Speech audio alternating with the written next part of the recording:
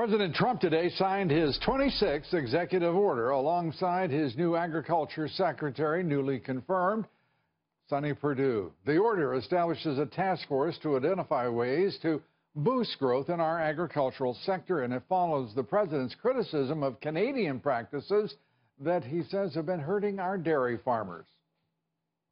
I love Canada, but they've outsmarted our politicians for many years. Our farmers deserve a government that serves their interests and empowers them. We're going to take care of our dairy farmers in Wisconsin and upstate New York and lots of other places. And the United States recording its slowest economic growth in 5 years in 2016 as trade deficits dragged on the economy. Gross domestic product last year up 1.6%, down from 2.6% the previous year. And our trade deficit with Canada, almost $12 billion. Trade deficits with Mexico totaling about $60 billion a year. And the United States has roughly a $347 billion trade deficit in goods with China. Joining us now to talk about the Trump administration's prospects and what it is doing to assure stronger economic growth and responsible balanced trade is Commerce Secretary Wilbur Ross, who is leading the administration's efforts. Mr. Secretary, it is great to have you with us. I know you're as busy as you could possibly be going after all of these issues. Let's start with the one that you highlighted today, and that is not and that's straightforwardly on lumber, softwood lumber, which Canada, some say, has been dumping lumber in this country for a very long time, supported by subsidies in Canada. Well, unfortunately, Lou, it's true. The way it works in Canada is that the provinces own the standing timber, and they charge very, very low, way below market fees for what's called stumpage, namely the right to cut the trees down. That, in turn, lets the Canadians ship lumber into the U.S. at a subsidized price. Right. They now have gotten up to 31.5% market share in the whole U.S. market. And this debate, as you correctly point out, has been going on for quite a while. Now, you've also put them on notice that this had to change. It hasn't changed. No surprise, frankly, in that, given the way other administrations, previous administrations, had treated the problem. But now you're going to do what? Well, we're fining them a bit. The preliminary finding was a fine of $1 billion per year. And since we are imposing it retroactively for 90 days when we put them on notice, that'll be an extra one-time $250 million. And they began paying those fines today.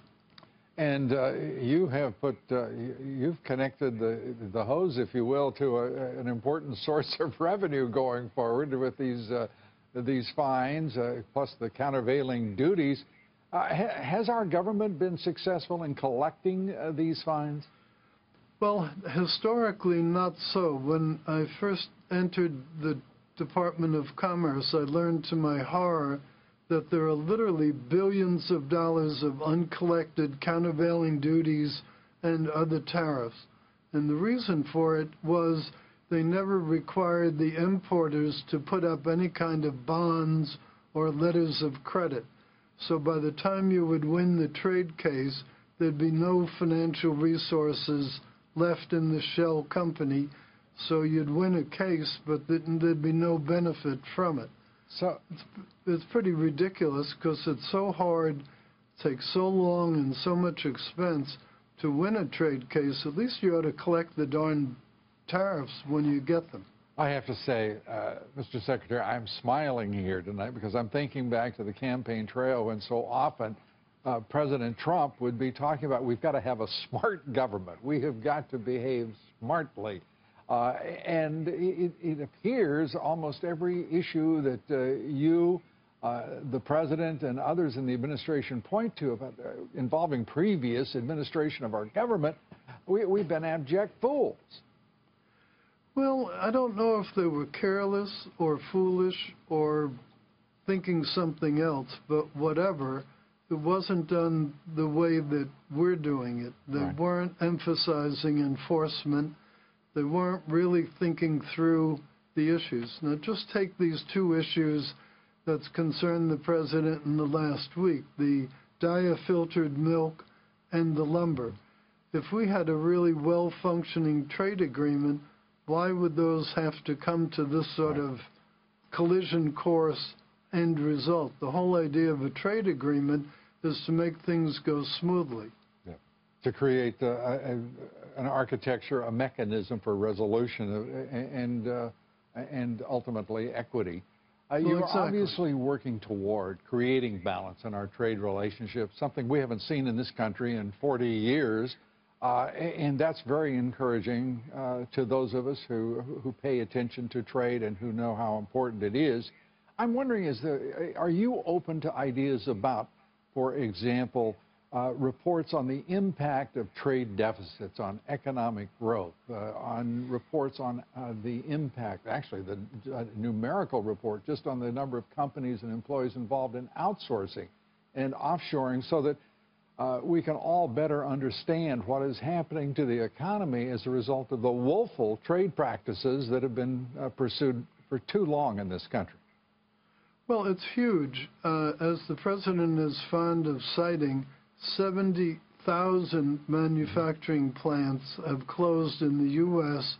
since NAFTA was originated. Now, not all of that was due to NAFTA, but some of it Right. was. Some was due to other things. But imagine 70,000 plants being gone. Figure out how many people per plant. You're talking about a heck of a lot of jobs. Absolutely, and jobs that I know concern the president and concern you, and we're seeing you and the administration in action. And I have to tell you, it's heartening to do so.